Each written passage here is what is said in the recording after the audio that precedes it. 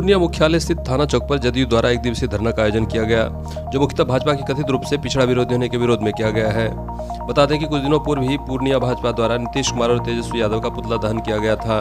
चुनाव स्थगित होने के कारण नीतीश कुमार द्वारा आरक्षण की प्रक्रिया को पूरा नहीं करना बताया था और जदयू को पिछड़ा विरोधी भी बताया था। सूत्रों की माने तो मुख्यमंत्री नीतीश कुमार प्रधानमंत्री की रेस में आना चाहते हैं और भले ही नगर निगम चुनाव उम्मीदवारों के लिए नुकसान का विषय बन गया हो, लेकिन पक्ष और विपक्ष दोनों ही हाईकोर्ट के इस फैसले पर राजनीतिक रोटी सेकना चाह रहे हैं। इस धरने को नीतीश कुमार के प्रधानमंत्री बनने की महत्वाकांक्षा से जोड़कर भी देखा जा रहा है कि दलित और पिछड़े वर्ग को गोलबंद करने की दिशा में जदयू पूर्णिया द्वारा एक दिवसीय धरना का आयोजन किया गया है, जिसका नेतृत्व सांसद संतोष कुशवाहा, जिलाध्यक्ष श्रीलाल महतो, बीमा भारती, कौशल्या जायसवाल आदि जदयू नेता कर रहे थे। सांसद संतोष कुशवाहा ने कहा कि भाजपा जब सरकार में थी तब आरक्षण संबंधी इसी ड्राफ्ट को सपोर्ट कर रही थी और अलग होते ही भाजपा ने विरोध करना शुरू कर दिया। आगे सांसद ने कहा कि इससे भाजपा का दोहरा चरित्र उजागर हो चुका है। वहीं सुप्रीम कोर्ट के गाइडलाइंस के सवाल पर संतोष कुशवाहा बचते भी नजर आए। आज की जो धारणा है भारतीय जनता पार्टी के खिलाफ आरक्षण विरोधी पोल खोल धारणा का कार्यक्रम रखा गया है। इस धारणा के कार्यक्रम के माध्यम से जो भारतीय जनता पार्टी के लोग जिस तरह की साजिश रच रहे हैं आरक्षण को समाप्त करने के लिए, देश की जनता पहले भी भारतीय जनता पार्टी का दोहरा चरित्र देखा है। साजिश करना बंद करिए, आरक्षण के खिलाफ अब का जो धंधा चल रहा है इसको बंद करिए। इसी के खिलाफ में आज का धारणा का कार्यक्रम है और हम लोग इस धारणा के कार्यक्रम के माध्यम से केंद्र की सरकार को चेता रहे हैं और ज़रूरत पड़ी तो यहाँ से लेकर दिल्ली तक हम लोग इस तरह के आयोजन करने का काम करेंगे। सड़क से लेकर संसद तक हम लोग इस मुद्दे को लेके जाएंगे। सर चुनाव की घोषणा होने से पहले भी आरक्षण की प्रक्रिया को पूरा क्यों नहीं किया गया?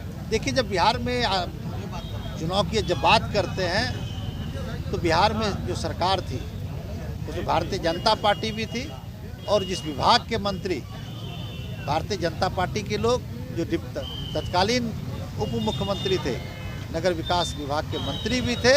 इसीलिए भारतीय जनता पार्टी ने अगर यह आरोप लगा रहा है तो वो सरासर गलत है और जो भी बिहार में रोस्टर तैयार किया गया है वो पहले से नीतिगत फैसला के तहत किया गया है, आयोग बना के इसकी सिफारिश के माध्यम से किया गया है। इसलिए भारतीय जनता पार्टी अनर्गल आलाप कर रही है, साजिश रच रही है आरक्षण के खिलाफ में और बिहार की सरकार को बदनाम करने की साजिश रच रही है।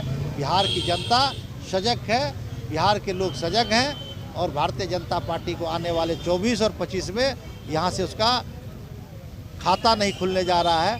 यहाँ से बोरिया बिस्तरा भारतीय जनता पार्टी का समाप्त होने जा रहा है। आगे चुनाव कब तक होने की उम्मीद है? ये जब भी हम लोग राज्य की सरकार और हम लोग सुप्रीम कोर्ट जा रही है, सुप्रीम कोर्ट से जो निर्णय आएगा उसके बाद ही कुछ हो पाएगा।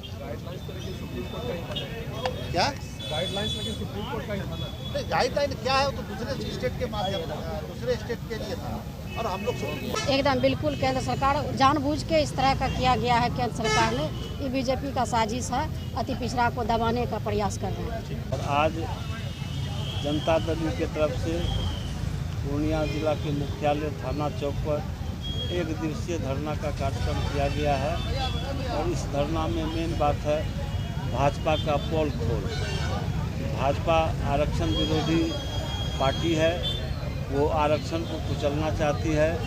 माननीय मुख्यमंत्री श्री नीतीश कुमार जी के द्वारा 2005-06 में ही आरक्षण दिया गया था, जिस पर विगत 3 चुनाव 4 चुनाव हो चुका है।